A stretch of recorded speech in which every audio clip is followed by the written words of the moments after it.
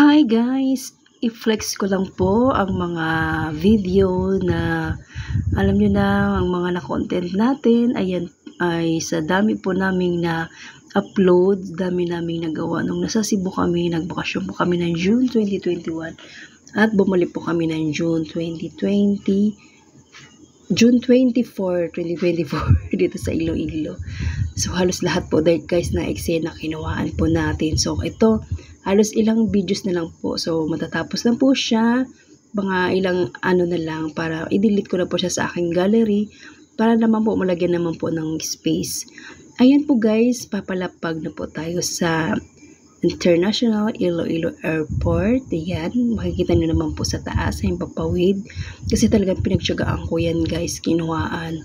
Hindi ako natulog. Ganun po kapag sasakay ng eroplano. Lalo kapag araw guys. Pero kapag syempre gabi yan, ano lang, pag alis pa lang matutulog na ako yan para hindi ko maramdaman. Pero kapag araw po, talagang gustong-gusto ko pong biyahe ng araw. Alam naman pag gabi, di ba? Medyo mas mababa po ang rate ng ticket ng eroplano. Pero kapag araw, medyo mas mataas po siya. So, yan naman po guys, na nagpabook po kami niyan. Medyo malayo po mga 2 weeks before. So, medyo mas mura talaga siya. Kaya ayan, nakikita nyo naman ang kapaligiran.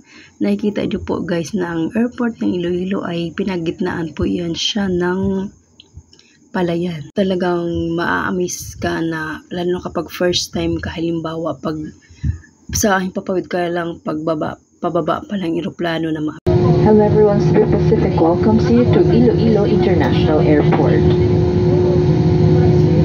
We are pleased to announce that we have just landed 11 minutes ahead of our scheduled time of arrival. For your safety and comfort, please remain seated with your seatbelts fastened until the captain turns off the fasten seatbelt sign. Please check your surroundings to ensure you do not leave any of your personal belongings behind. Be cautious when opening the overhead bins as heavy items may have moved during the flight. Mangyari po lamang na manatiling nakaupo at hindi matanggal ang ilaw sa fasten seatbelt sign bago tumayo para kunin ang inyong mga kagamitan.